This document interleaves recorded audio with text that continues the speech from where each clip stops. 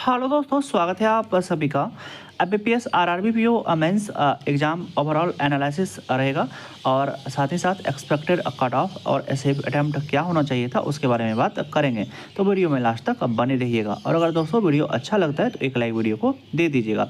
अब चलिए बात कर लेते हैं एमबीपीएस आरआरबी पीओ मेंस के बारे में। आज जो सबसे एक रूल आया है स्टूडेंट को वो है जीए काफ़ी अनप्रडिक्टेबल आया, क्योंकि लोग होता क्या चीज़ है कि जिस दिन एग्ज़ाम रहता है उससे 3 से 4 मंथ लोग पहले पढ़ करके जाते हैं और उससे प्रीवियस मंथ से ज़्यादा क्वेश्चन था और साथ में साथ एस्थेटिक बैंकिंग मतलब अजीब टाइप का पेपर मिक्स टाइप का था। आपको कुछ पता नहीं चल रहा था कि आखिर क्या करें जीए में।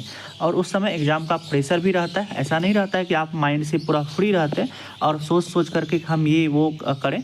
तो इसीलिए उसमें बहुत सारे का मतलब उतना एक्यूरेट नहीं रह पाते हैं कि आखिर हम जो इतना अटैम्प्ट किए तो मेरा सब सही ही होगा। तो उसमें बहुत सारे लोग कुछ गेस वर्क भी करते हैं और एक्यूरेसी को लेकर के उतना श्योर नहीं रह पाते हैं। और आज जो सबसे ज़्यादा परेशान करने वाला था वो था यही जीए वाला सेक्शन। तो जीए में सबका हालत एक ही जैसा है। आप अगर यूट्यूब पर वीडियो देखते होंगे और अपने अटैम्प्ट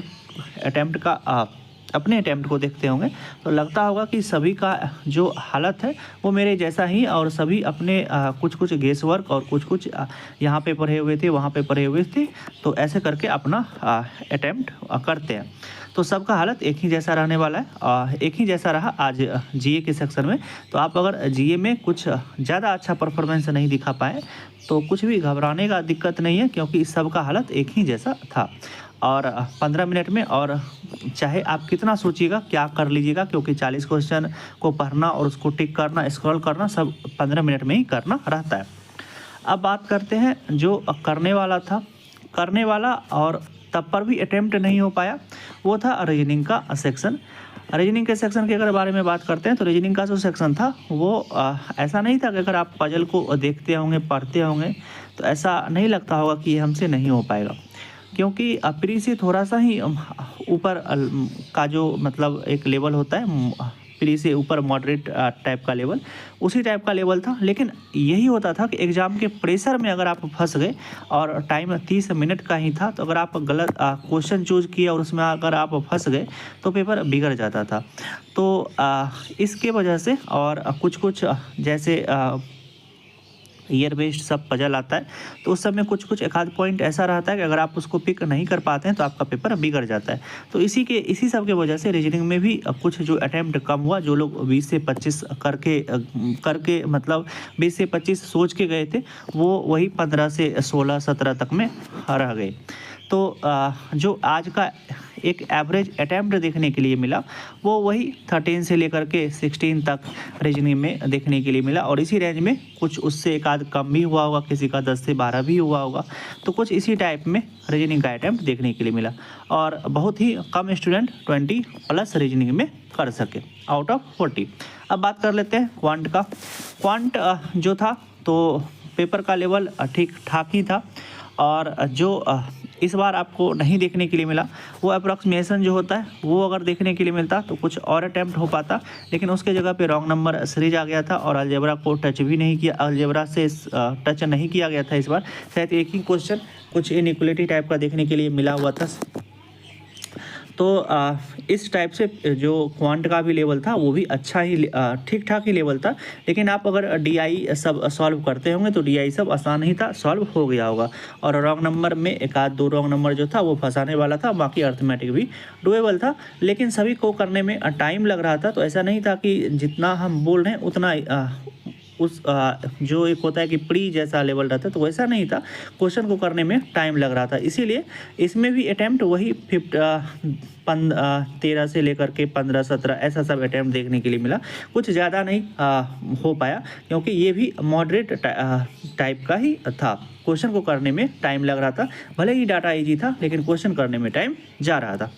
अब बात कर लेते हैं इंग्लिश हिंदी जो भी किए हैं तो जो पेपर का लेवल था वो ज़्यादा नहीं था, चाहे वो इंग्लिश हो या हिंदी हो। जो जिनका इंग्लिश का प्रैक्टिस था उनको इंग्लिश इजी लगा और जिनको हिंदी का प्रैक्टिस था उनको हिंदी इजी लगा। और एक लास्ट और कंप्यूटर का भी बात कर लेते हैं। तो कंप्यूटर का भी अगर आप यूट्यूब से एक सर है जो उनको अगर आप फॉलो करते होंगे तो लगभग जो क्वेश्चन था तो ज़्यादा नहीं था, कुछ भी उतना डिफ़िकल्ट नहीं था, लेकिन ऐसा था कि कुछ भी शॉर्टकट की ये सभी कुछ चीज़ क्वेश्चन नहीं आया हुआ था आज। तो लेकिन जो अगर आप पढ़े होंगे, पीडीएफ पढ़े होंगे या कहीं से भी अगर पढ़े होंगे, प्रिपरेशन कर रहे होंगे, तो कंप्यूटर ठीक ही ठाक गया होगा। ज़्यादा उसको हार्ड नहीं था, ठीक था, बनाने वाला था, तो आराम से आप उसमें 30+ किए होंगे। अब बात कर लेते हैं एक्सपेक्टेड कट ऑफ का। कट ऑफ क्या जा सकता है? तो अभी तक और क्या रहा था कि सेक्शनल टाइमिंग आने से पहले बच्चे रीजनिंग में आउट ऑफ 40 लगभग 30 to 35 बना लेते थे और 1.25 का रहता था, तो नंबर भी अच्छा आ जाता था, इससे कट ऑफ भी ऊपर जाता था। लेकिन इस बार ऐसा कुछ देखने के लिए मिलेगा नहीं, क्योंकि सभी का रीजनिंग में जो अटैम्प्ट बताए वो उतना ही है, 13 से लेकर के 17 नंबर तक, और कुछ अगर एक्स्ट्रा होंगे ऑर्डिनरी तो वो 20+ किए होंगे, पूरा तो कोई भी किया नहीं होगा क्योंकि उतना टाइम ही नहीं था। तो इससे होगा क्या कि ओवरऑल कट ऑफ पर आपको अच्छा खासा इम्पैक्ट दिखेगा सेक्शनल टाइमिंग के चलते। और साथ ही साथ वही चीज़ इसके साथ भी हुआ, क्वांट के साथ भी। क्वांट में होता था क्या कि आप लोग कंप्यूटर और जीए का कुछ टाइम बचा करके क्वांट में भी दे देते थे। क्वांट में भी इस बार आपको 30 मिनट ही मिला, साथ में अप्रॉक्सीमेशन देखने के लिए मिला नहीं। अगर अप्रॉक्सीमेशन देखने के लिए मिलता और रॉन्ग नंबर सीरीज नहीं आता तो 5 नंबर आप वहाँ से उठा लेते आसानी से।